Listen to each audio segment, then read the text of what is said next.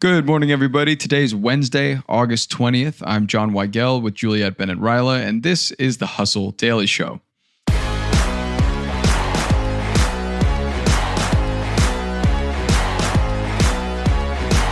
A French restaurant in England just launched a 7-water tasting menu because we've officially reached peak pretentiousness when tap water needs a sommelier and a $26 price tag. This follows LA's Ray's and Stark Bar, which once had a 45-page water menu. So where did this idea come from, and is it actually bolstering any business? We'll get to that and the biggest headlines in business and tech right after this. HubSpot helped Tumblr solve a big problem. They needed to move fast to produce trending content, but their marketing team was stuck waiting on engineers to code every single email campaign. Now they use HubSpot's customer platform to email real-time, trending content to millions of users in just seconds. The impact? 3 times more engagement and double the content creation. Want to move fast like Tumblr? Visit HubSpot.com.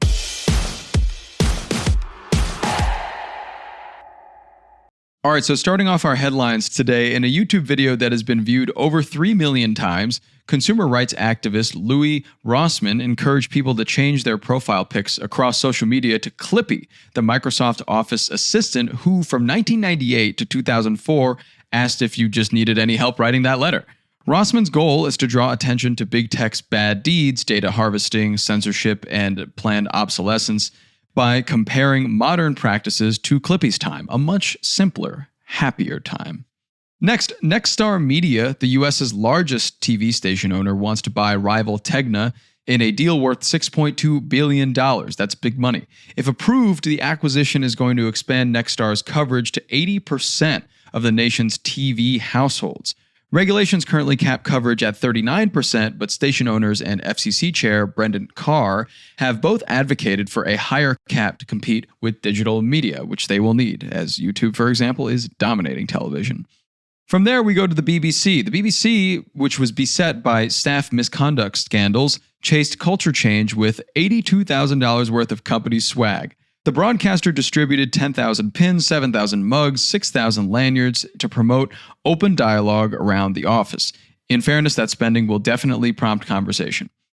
And then next up here, a report from MIT's NANDA initiative tracked 300 enterprise AI pilot programs trying to accelerate revenue growth, and 95% of them failed. The research suggests poor integration into existing workflows is often to blame, but for now, all that matters is a momentary reprieve from existential AI dread. We can all applaud for that. And finally here, lightning might strike twice today. McDonald's is yet again entering the BTS frenzy by launching a 2-part Happy Meal with Tiny Tan toys in partnership with, of course, the K-pop sensation BTS. The fast food giant is hoping to repeat the chaos that made its 2021 BTS meals a global sensation, and I mean global. They were going crazy for this everywhere.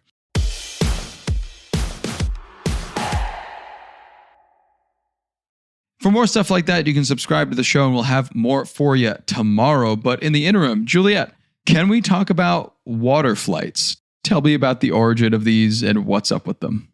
Water flights, I think, are kind of fun. I actually went to a water tasting a long time ago. Oh. There's a water sommelier named Martin Rosé who is from Germany originally. And he is the person that curated a 45-page water menu at Ray's and Stark Bar in Los Angeles. That was a restaurant that was located at the Art Museum. He had this water menu at that particular establishment, and then he had another water menu at a different restaurant. And he did a water tasting that I attended for work. And in interviewing him, he had kind of an interesting story. He was just really fascinated by water ever since he was a kid. Being from Germany and being from Europe, many European families take vacations across Europe, unlike here where we just go to Branson, Missouri or wherever. And he was noticing that the water would taste different from country to country, the tap water. And he was very fascinated by this as a child and then grew up to become a water sommelier, which is, I believe, a title that he pioneered in many ways, if not totally. Wow. And so he had this whole presentation about how different waters actually do taste different, may have a different mouthfeel, like a wine. Also, like a wine may pair differently with different foods.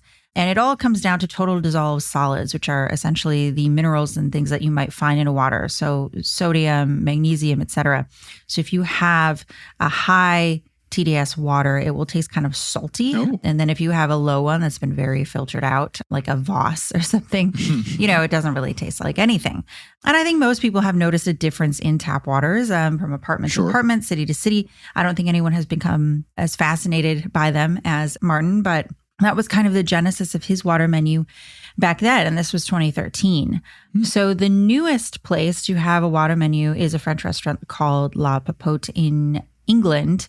And this is being billed as the UK's first water menu, but it's actually something that I have seen in LA on multiple occasions. Oh, wow. Yeah. Okay, so it's really kind of spread out a little bit. I appreciate his fascination with waters because obviously certain waters taste different, and especially the bottled variety like Dasani tastes terrible, for example. And you have like Evian, which is like pretty good. It's from France. It's from the Alps or whatnot. So you definitely have delineations in the taste of water. But I guess for this to gain legs, there has to be some sort of other group that is interested in a water flight besides maybe the ultra water curious type folk. So who else is kind of flocking to something like this, given that I know society's been on a big hydration kick in the past 5 to 10 years? So who specifically do you see like going towards and actually paying for a water flight? So I think there are two types of customers that might be interested in this. And one is, of course, the sober consumer. And we're seeing a lot more of those. I feel like a while ago, it used to be, if you talked about someone who was sober, the implication was that they were sober because they had to quit drinking. Like there was almost a stigma with sobriety. And I feel like now, we're sort of acknowledging that it's healthy and it saves money to not be drinking all of the time. Yeah. Even these waters on the water menu, when you look at the size of the water compared to like what a glass of wine would cost, it is a cheaper option and it's more interesting than tap water. It's certainly lower sugar than a lot of the mocktails or sodas or juices that are out there. So if you are a health conscious consumer that does not enjoy drinking alcohol for whatever reason, maybe a fancy water would appeal to you. I know I drink a lot of sparkling water simply for those two reasons. Yes, absolutely. I don't drink at home and I don't like to drink sugar water at my house. I'm never going to have a Coke at my house, Oh, me either. I think another type of consumer is someone who is interested perhaps in the culinary pairings. You don't necessarily think of water as being something that you pair with food outside of, just a necessity. But a lot of these water sommeliers are saying that different types of waters and, one with high saline might pair nicely with something that's spicy or, there are ways in which different waters can enhance or in some cases neutralize, if something's too spicy, a particular dish. There's a CNN Business article talking about this particular restaurant. And apparently the chef initially, there was a water sommelier, Doran Binder, who's like, you should have a water menu. And the guy's like, yeah, no, okay. Like, this is silly. But then he went to the guy's water bar and was actually sold on how the different waters could pair with different foods. And now they're doing the water menu. So I think at surface level, it does seem very silly. You're like, why water is water? That was sort of the joke, I think, back in 2013 when the water menus started coming to LA. There's kind of a twofer for me because at that point we were in a very significant drought. And so the idea of like paying for fancy water, I was like... Pretty dystopian.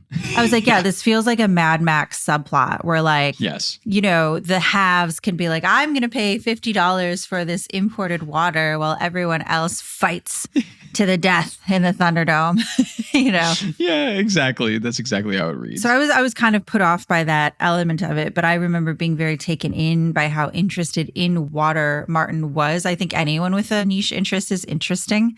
And he was also a big advocate for water and, clean water in places that don't have it and conserving water, where it's like, well, you think it's funny to pay for a water flight or to look at a water menu and choose a fancy water, but that's because you don't think water has value. You turn on a faucet and it just comes out and you don't think about it. But maybe we should be thinking about water as something that has value, like a wine or another type of liquid.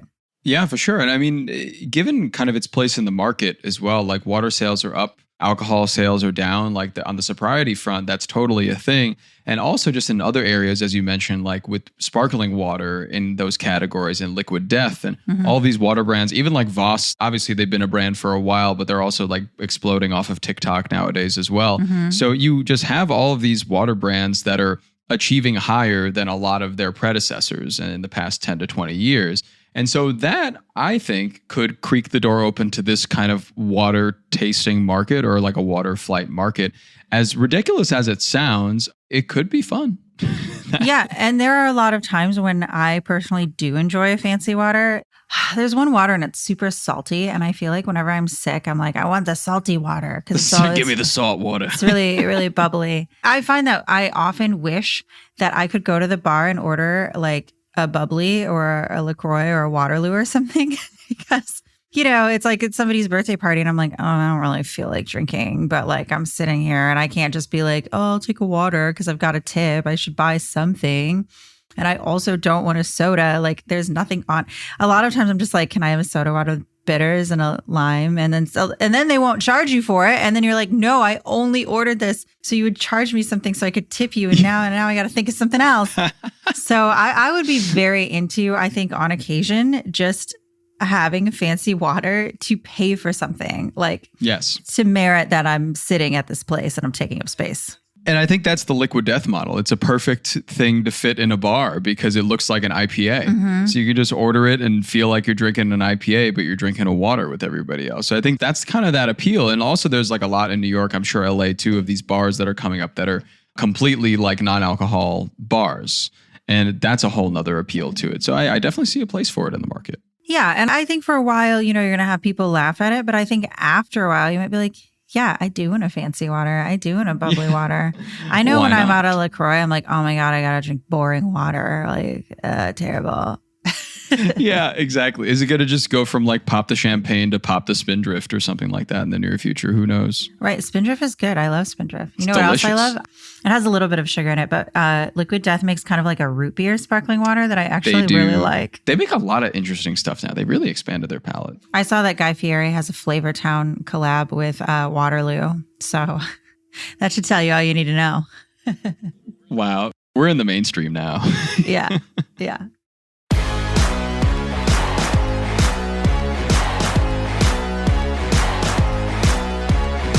All right, that'll do it for us today. Thanks, everybody, for tuning into the Hustle Daily Show. We're a proud part of HubSpot Media. Our editor is Robert Hartwig, and our executive producer is Darren Clark. We've got a lot more tech and business coverage in our newsletter. If you're not subscribed, go sign up at thehustle.co/email and follow us on Instagram at The Hustle Daily. We'll catch you later.